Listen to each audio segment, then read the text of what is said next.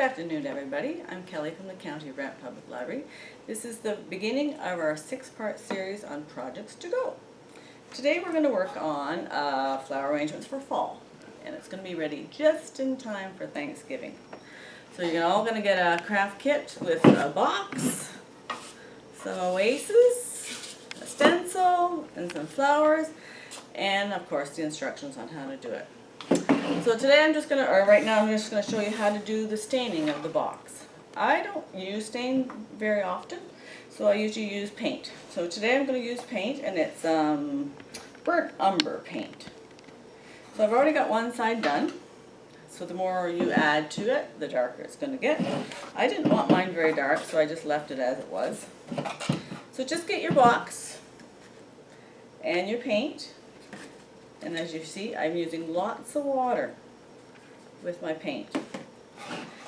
And it's better to start out light and go dark, because once it's dark, you can't change it back.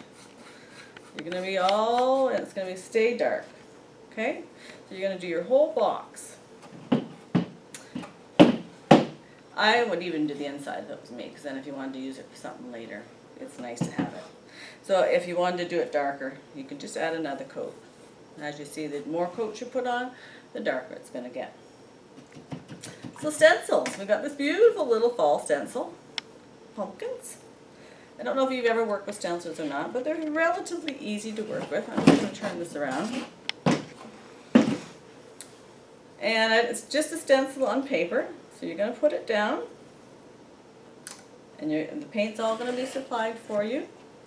So stencils, you want to start out with a dry brush. You don't want a lot of paint on your brush. Have a little napkin ready for you to do it. Just dip your paint in, and you can tap it off a little bit. And then you're going to just tap, tap, tap, tap, tap, tap. It's going to kind of sound like a woodpecker after a while, and do all your pumpkins. And if you have a nice stiff brush, that's the best one to do. A nice stiff brush.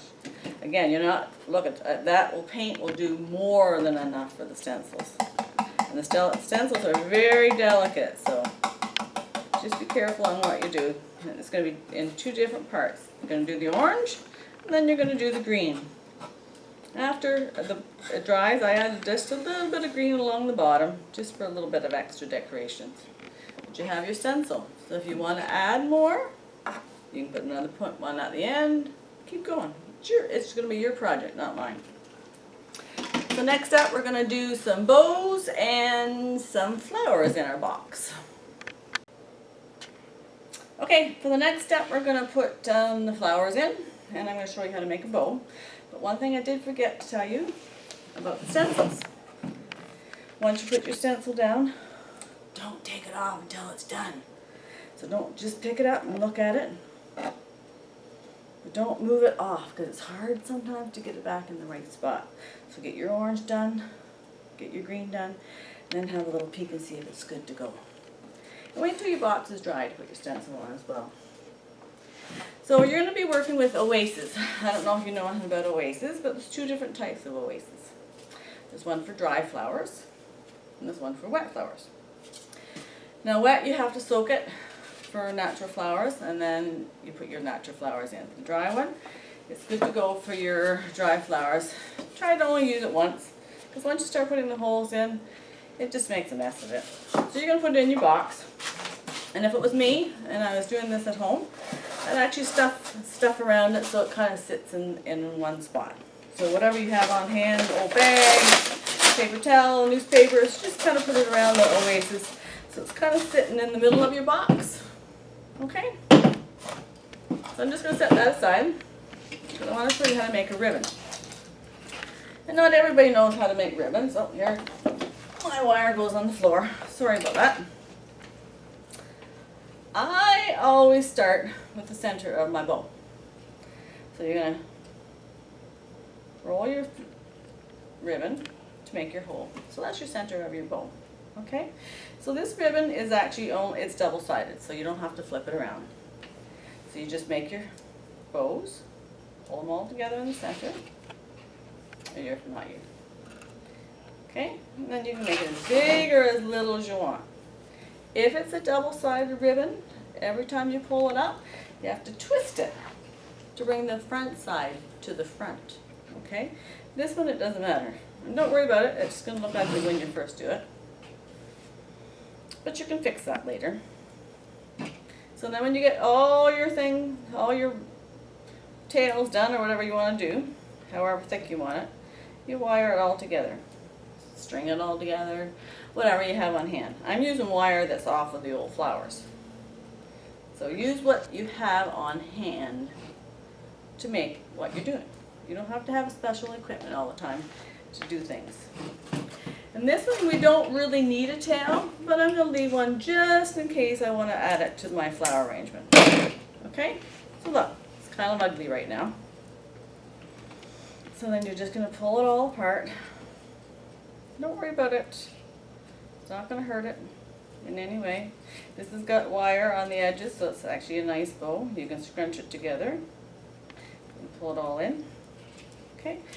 That goes with most bows. Okay, so you can make it quite nice. We're going to set that aside now. So the next step, we're going to do the flower arrangements. Okay? And then we'll add this to our flower arrangement when we're almost done. See? Look at. So now we're going to do our flower arrangement, which is usually the fun part. So again, I just went to the dollar store, got some flowers. And they usually come just flat. So you have to make them look a little bit nicer than that. First, take the tags off. That's always a good start. And to cut some of these flower arrangements, they're not always the easiest, but you just have to do just a cut. And then generally you can bend it back and forth to break it. Okay, so whatever height that you're going to want. And don't leave it flat. Make it look nice. Bring your flowers to the front. Like they all bend. Make the heads come looking at you. So play with them to make them look nice. I generally start with the largest flower that I'm going to work with. But if you want to do it differently, that's fine. And I'm going to work from high to low. That's generally the way you do it. So this oasis actually is pretty cool to work with. It's a good solid oasis. If you want to put a little bit of glue underneath the bottom of it, it works as well. Okay? Might need to do that one a little bit shorter, so you can always bend them. Don't worry about not being able to bend them and that. See, make your flowers come to the front. So it depends on how you want to do your flower arrangement. If you're going to do it one-sided, two-sided, or all-sided. I'm just going to do kind of mine one-sided because this side's going to be up against the wall. So I don't really care what this side's going to look like. It's got to look nice from your side. Okay? So just start adding your flowers. And these flowers all come apart. You can add, take away. And don't forget, when you're working with some of them, the leaves are usually always at the bottom. Bring them to the top. You want your color at the top. Okay? So I'm putting it in, I'm bending it towards the front. I want it to look up nice at the front.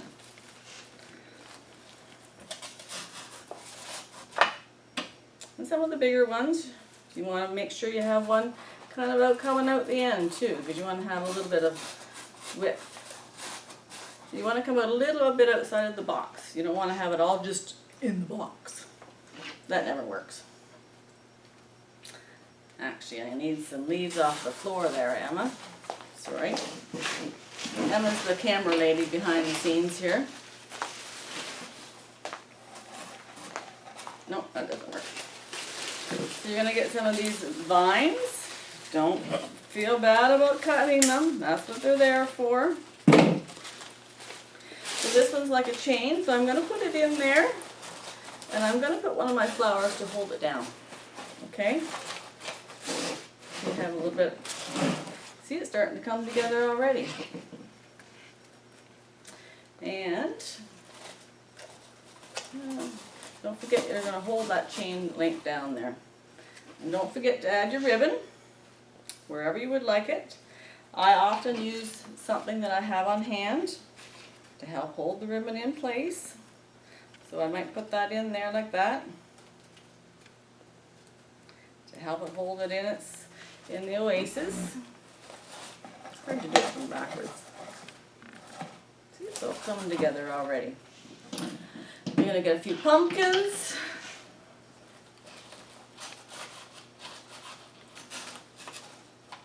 I don't know, how's it looking from that side? Beautiful. Unfortunately, the corn's not quite ready yet. Hopefully it'll be ready by the time the kits are ready to go out. If not, grab some pumpkins from the farmer's field or your neighbor. Or fresh little gourds would be really cool in here. And I think we're almost done. The more you put in it, the thicker it's going to look. But right now, I think it's almost done. How's it look from your side? Okay, so have fun. Don't be afraid to try it. What else is really cool is some of these little corn stalks. Or if you go to the dollar store, there's crows. Emma, do you want to pass me the old crow that's sitting on the table there? Sorry about that. Perfect. Hey, sometimes you get these cute little things at the dollar store, and they're so sweet in a little basket like this. Especially if you have kids around, it's kind of fun. So have fun, enjoy. So don't forget, projects on the go from October to December. We'll see you soon.